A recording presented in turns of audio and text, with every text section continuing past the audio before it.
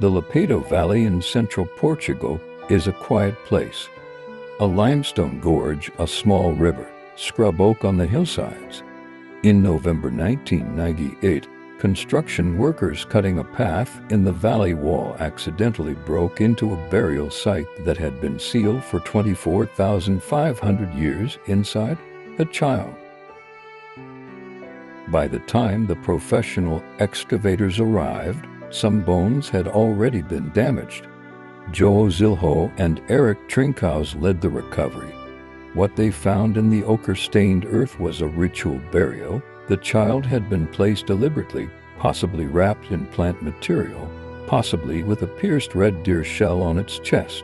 Someone had mourned this child. The skull had the chin of a modern human. The legs had the proportions of a Neanderthal, shorter lower limbs, the classic cold-adapted body plan. This child was not fully either. Eric Trinkhaus published his analysis in 1999, and the response was immediate and fierce. If this child was a hybrid, then Neanderthals and Homo sapiens had not just encountered each other, they had family together. We know some things about this child. 4 years old at death, a boy almost certainly. He was buried with care, ochre, a deer pendant, what may have been a rabbit for wrapping. He was loved.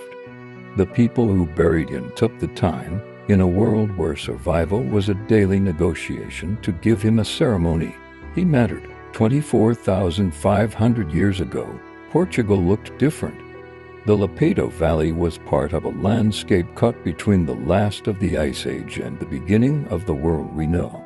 Iberia was one of the last refuges for Neanderthals, for certain plants, for certain animals. This valley was the edge of a world in transition. The debate about what the Lagar Velho child actually represents has never fully resolved. Some researchers see a hybrid, others see normal human variation. The DNA from the bones has not yet yielded results clear enough to settle the argument. What remains, regardless of interpretation, is the bones themselves. A child buried with love, who carries in its skeleton the traces of two worlds meeting. Neanderthals and Homo sapiens overlapped in Europe for somewhere between 2,600 and 5,400 years. That is a long time. Long enough for the encounter to be not an event but a relationship. Whatever that relationship looked like, trade, conflict, family, all three, it left marks that we are only now beginning to read. Researchers do not give ancient individuals names. Science is careful that way. But the people at the Lapedo Valley site came to call him the Lapedo child, and later the Lagar Velho Boy. And there is something right about that, about the insistence that this was not just evidence, not just a data point, but a person. 4 years old, buried with a deer shell, mourned, named eventually by the people who found him. The Lapedo Valley still exists, but construction work was halted. The site is protected now. Sometimes people visit it.